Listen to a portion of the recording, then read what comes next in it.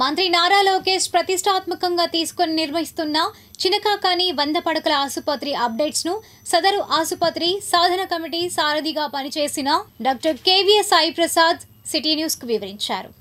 Mangalagiri region ప్రజలందరికీ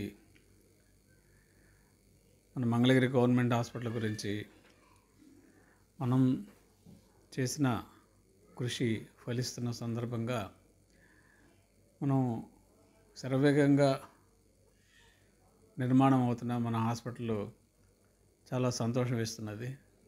గతంలో 1986లో గౌరవనీయులు కీర్తిశేషులు మాజీ మంత్రివర్యులు ఎంఎస్ కోటేశ్వరరావు గారు మనకి 30 బెడ్ హాస్పిటల్ మన నరసింహస్వామి టెంపుల్ దగ్గర స్టార్ట్ చేశారు.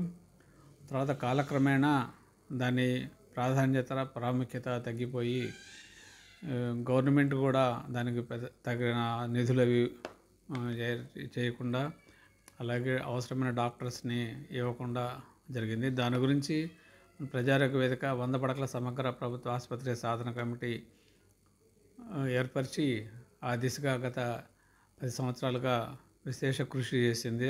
దాన్ని సాధించుకోవడం కోసం మన గౌరవనీయులు మన ఐటీ విద్యాశాఖ మంత్రులు లోకేష్ గారు మనకి నియోజకవర్గానికి ఎమ్మెల్యేగా ఎన్నికైన తర్వాత ఆయన దృష్టి సారించి మన గవర్నమెంట్ హాస్పిటల్ని 100 పడకల ఆసుపత్రిగా మార్చడానికి ఎన్నికల ముందు వాగ్దానం చేసి తర్వాత ఎన్నికలైన తర్వాత కూడా మళ్ళీ వాగ్దానం చేసి ఆ దిశగా కృషి చేస్తూ దాదాపు 72 కోట్ల బడ్జెట్ని అలాట్ చేయడం జరిగింది.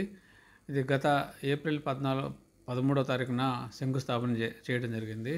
అప్పటి నుంచి నిర్మాణ పనులు చాలా వేగంగా జరుగుతున్నాయి. మధ్యలో కాస్త వర్షాలు రావడం వలన కొన్ని ఇబ్బందులు తలెత్తినా కానీ బాగా ఫాస్ట్గానే జరుగుతుంది. మన మంత్రివర్యులు చెప్పిన ప్రకారం నెక్స్ట్ ఇయర్ ఏప్రిల్ 13కి మరలా హాస్పిటల్ని కృషి చేయాల్సిందిగా అందరినీ అధికారులని కోరడం జరిగింది. ఆ దిశగా పని జరుగుతున్నది. ఇప్పుడు దాదాపు చాలా వరకు ఫౌండేషన్ వర్క్ జరిగిపోయింది. కొంత భాగం ఇంకా జరుగుతూ ఉన్నది. అలాగే ఇప్పుడు ఫౌండేషన్ లోపల ఎర్త్ ఫిల్లింగ్ అది కూడా జరుగుతున్నది. ఇది మనకి చాలా గర్వకారణంగా మన నియోజకవర్గానికి కానీ మన ప్రాంతానికి కానీ చాలా గర్వకారణం. ఎందుకంటే ఇది మన రాష్ట్రంలోనే చాలా సెంటర్లో ఉంటున్నది.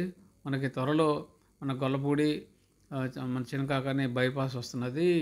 ఆ బైపాస్ నుంచి కానీ మన మంగళగిరి నుంచి వెళ్ళే హైవే నుంచి కానీ లేకపోతే మళ్ళీ విజయవాడ గుంటూరు బైపాస్ కానీ వీటన్నీ కూడా ఆ జంక్షన్ అక్కడ వచ్చే ప్రదేశంలోనే మన హాస్పిటల్ నిర్మితం అవుతున్నది. ఎందుకంటే చాలామందికి అందుబాటులో వస్తుంది. ఇప్పుడు మన మంగళగిరి వరకే కాకుండా గవర్నమెంట్ హాస్పిటల్ అటు కనుక తీసుకుంటే దాదాపుగా విజయవాడ నుంచి కృష్ణా డిస్ట్రిక్ట్ నుంచి కానీ నందిగామ నుంచి అటు నుంచి కూడా ప్రజలు రావడానికి అవకాశం ఉంటుంది.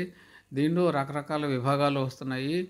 ముఖ్యంగా మామూలుగా 100 పడకల హాస్పిటల్లో ఉండే విభాగాలే కాకుండా తర్వాత బ్లడ్ బ్యాంక్ వస్తున్నది, డీఅడిక్షన్ సెంటర్ వస్తున్నది, అలాగే క్యాన్సర్కి సంబంధించి కూడా కొన్ని వస్తున్నాయి, డెర్మటాలజీ వస్తున్నది, ఇక రకరకాల విభాగాలు వస్తున్నాయి. ఇవన్నీ ప్రజలకి అందుబాటులో ఉంటాయి. ఇప్పుడు ప్రజలందరూ చాలా వరకు బయటగా హాస్పిటల్లో చూసుకుంటే దాదాపుగా చాలా ఎక్కువ ఉన్నాయి. కార్పొరేట్ వైద్యం కానీ లేకపోతే ప్రైవేట్ హాస్పిటల్స్లో కానీ దాదాపుగా ప్రతి వ్యక్తి తన జేబులో నుంచి 70 నుంచి 80% ఆరోగ్య ఖర్చుల కోసం ఖర్చు పెడుతున్నారు. దాని ద్వారా చాలామంది భేదస్థితిలోకి నెట్టబడుతున్నారు. ఇటువంటి సమయంలో ఈ హాస్పిటల్ అతి వేగంగా ప్రభుత్వ ఆధీనంలో నిర్మాణం జరగడం అనేది చాలా అభినందనీయం. దీనికి మన చెల్లపల్లి శ్రీనివాసరావు గారు ఏపీఎంఎస్ఐడిసి చైర్మన్ ఉన్నారు. తాను కూడా విశేషంగా కృషి జరుపుతున్నారు. మేమందరం చాలా గర్వంగా ఫీల్ అవుతున్నాం ఈ విషయంలో.